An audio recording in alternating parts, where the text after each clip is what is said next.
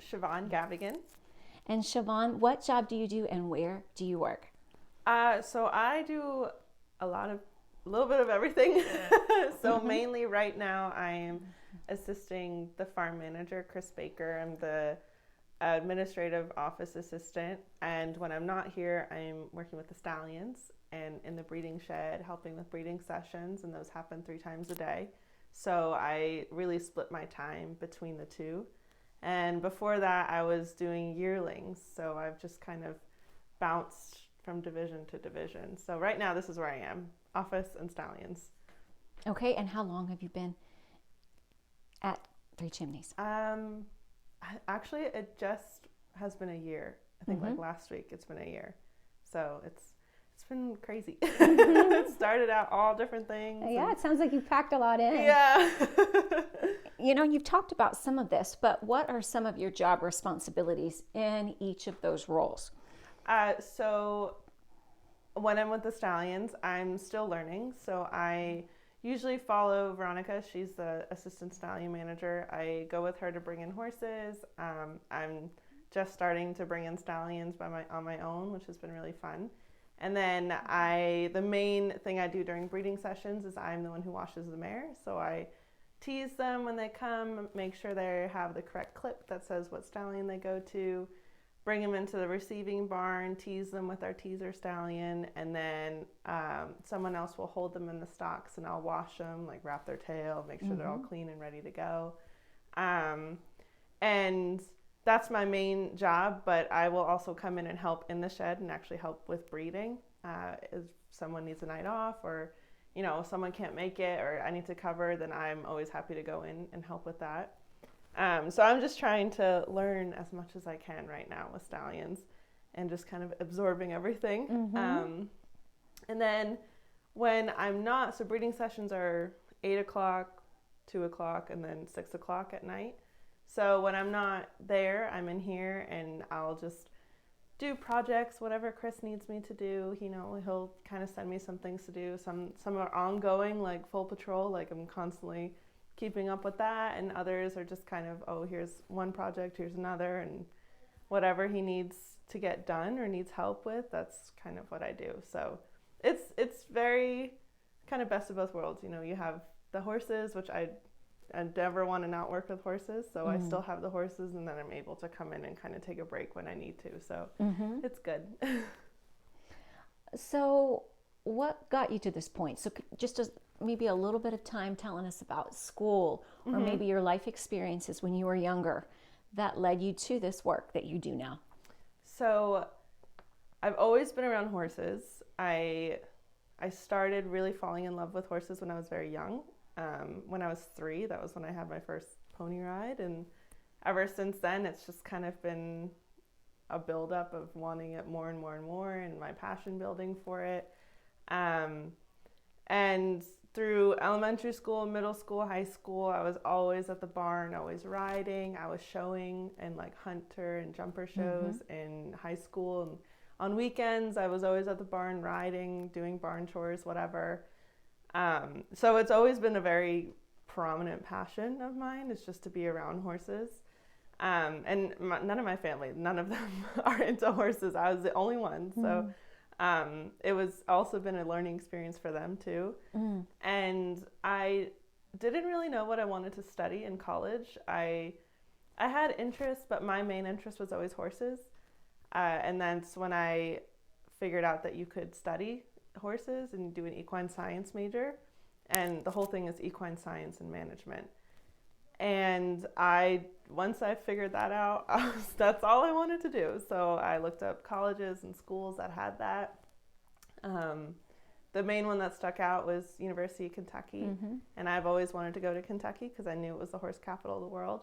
And as soon as I got accepted, I went and visited the campus, and I drove around Lexington with my family, and I knew this was the place for me.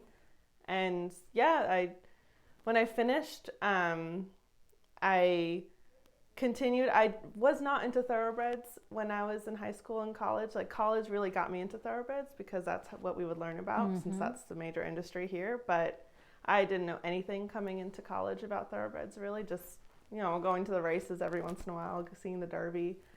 But then once you're here, you kind of get sucked into it and you realize that it is a very cool industry. So after I graduated, senior year, I was working at Windstar Farm and I was interning there, and I was kind of the tour guide for the stallions, and I also worked in the office. So I did a little bit of both, and I learned a lot about the stallions by just talking about them to people, Right. answering questions, whatever. And that's when I fell in love with stallions, and I knew I wanted to work with them. So when I left Windstar, I actually went to Australia, and I did a breeding season down there. I worked with mares and foals, foaled out mares, and took care of the babies and everything. And I was there for 6 months. And then when I came back from Australia, I went back to Windstar, but I went back as a groom, and I worked on the mare and foal side in the broodmare division.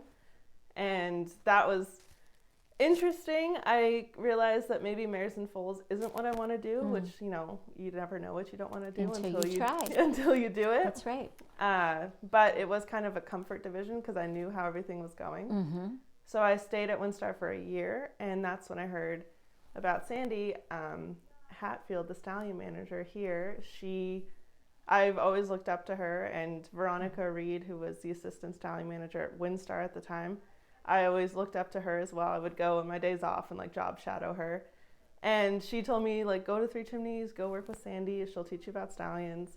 So then I applied, I got in contact with Sandy, and she brought me on, and that was last year. And I started the broodmare division again, and then did a yearling prep, and now I'm here. So now I'm in this position. So I've just kind of built my way up, which is really, really cool. It is. So yeah. And I think you've talked about this already some, but if you had to describe your typical day, again, depending on the season, depending on your role, but what might a typical day look like? Just so somebody considering work in the industry might have a sense of, what does a day look like for somebody working or wearing these hats, Yeah, so always start at 7:00. Whichever division you're in, you have to bring in horses or turn them out either way. If there's horses inside overnight or horses were outside. And right now, so I'll go to the stallion barn, help bring in the stallions, help them get groomed and cleaned up for the breeding sessions. We'll do the breeding sessions, then I come here, then go back. But for something like yearling prep, it would be different. So you'd bring in the yearlings in the morning, you would check them over, take their temps, pick their feet, make sure everybody's okay. Same with the brood mares. And you would, depending on the day, we would hand walk. So we would go out in sets and hand walk the yearlings, or they would go on the walker. And then for exercise, all the yearlings get exercised every day. And you take lunch, and then in the afternoon you would groom and kind of make sure everyone's tucked in for the night, fed, watered. And the stallions, it's basically the same. At the end of the day, they just get turned out and make sure they're all okay. And if they stay inside at night, then you just make sure they're all good. Hay, water, tucked in for the night. So it's very routine. Wherever you're, whatever division you're in, it's basically the same thing every day that you do with. There's always something different that happens, but you always know, okay, I have to bring in the horses this time. I have to turn them out at this time. I have to feed them this time. So it's very repetitive, which could be a good thing. Well, is there anything that you would describe as the hardest part of your job? Yeah, it is a time commitment is the hardest part. Someone always has to be here because the horses, they don't know if it's Christmas or your birthday, right?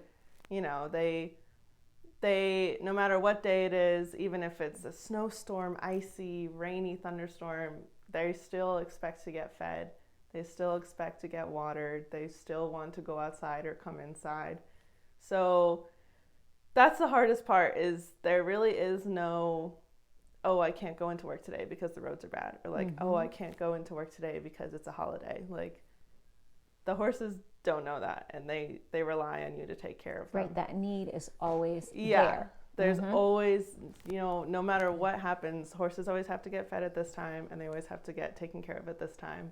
And they don't know any different, and that can be hard sometimes because, sometimes you do want to break, but then you're like, well, no one else is here to take care of them, so you have to be the one or figure something out with someone else. So it can be difficult, but usually most farms try to work with you, work with your schedule, whatever you need, but it can be difficult at times. So the schedule is... Yeah. And what about the favorite thing about what you do? And again, you may have favorite things, but yes. If you had to just choose a few, one or two, what would you say would be the favorite thing about what it is that you do? I love figuring out a horse's personality, and I love making a connection with them, kind of developing a friendship or, an acquaintanceship with them. I love figuring out what makes them tick, what their personality is. Every horse has a different, like people, they have different personalities, something funny that they do, something quirky that they do. I love to figure that out. And with things like yearling prep or foals, it's really fun to watch the foals grow up and like develop into these horses. And the yearlings, it's fun to watch them grow up, and you spend so much time with them. You really like get to know them as like their character and what their habits are and everything, and it is really fun. And it is recently, since I've only been in the industry for 3.5, almost 4 years, now all the horses that I've seen as foals or foaled out are all racing. Yeah. And that is really fun to see, seeing them on the track, and you're like, oh, I taught you how to pick your feet, and like I was there when you stood up, and it is really cool. Like that is the best part, and that kind of just goes along with developing friendships and like partnerships with them. It's kind of like a lifelong thing. You always remember them, you always think about them, and that's definitely my favorite part. You may not have something really concrete to say about this next question, and if you don't, that's okay, but I'm going to ask it anyway because I ask everyone. If you had to do something over again to get to this point, what would it be? I definitely would like to travel again. I would like to do another season in Australia or Ireland or anywhere.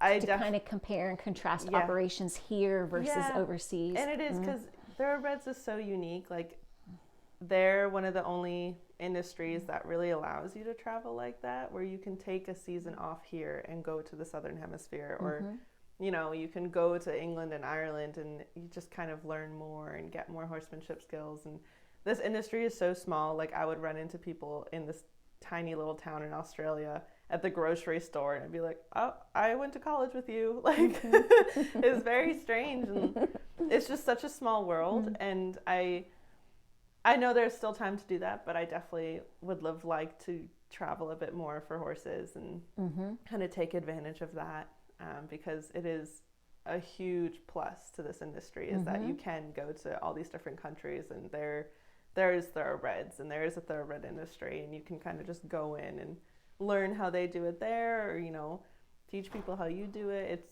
And make for new friends, connections. It is right. It's a very international industry, and I think that's very cool. I'm happy you brought that up. I have to say, I don't think I've talked to anybody who's brought up that aspect, and it's a big one. It's the best one. Yeah. So thank you. Yeah. I have one more question for you. Do you have any advice for middle school or high school students that might be considering work in the industry? Yes. I would say just get out there and get experience, make connections. It's like the cliche, like make network, network with people, make connections, but definitely. It's cliche for a reason, right? It is cliche for a reason. It's true. And that it is important to have hands-on experience and, to really want to learn and want to be there. And every farm is different, every place is different, and so another good piece of advice is, even if you think you know how to do things, is maybe just let people teach you how they do it, because I learned very quickly that even if you know how to do something, someone else will say that's not correct and let me show you a better way. Or they'll say this is how we do it here.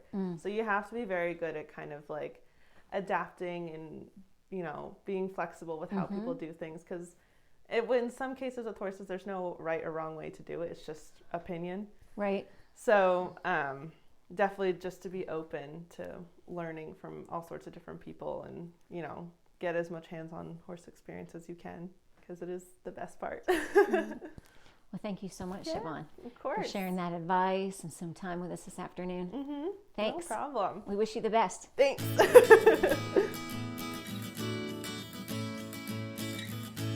Insights is a career awareness series for middle and high school students considering work in the horse or racing industries.